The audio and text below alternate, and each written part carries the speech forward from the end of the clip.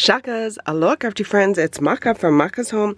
I'm here today with a quick little share before I pop these guys in the mail.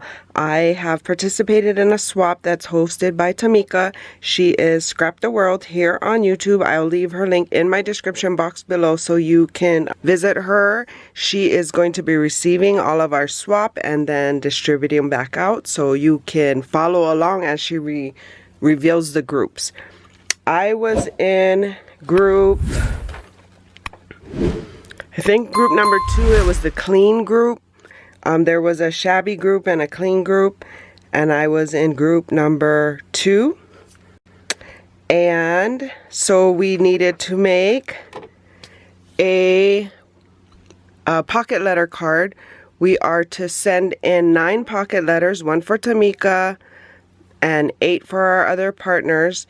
And we will receive back 8 of them, so it will complete our pocket letter. So hopefully that makes sense, but obviously I'll be doing another video when I receive all of mine back, and I will show you that they're all in the pocket and all their beautifulness from the rest of my group.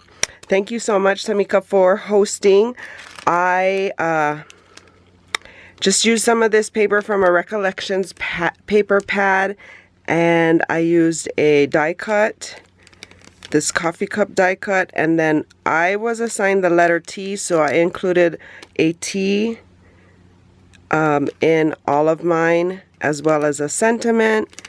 I have these felt snowflakes that I've added this enamel dot to, or jewel dot. And that's pretty much it. I've added some information on the back and included some of these puffy, I have a heart and a star.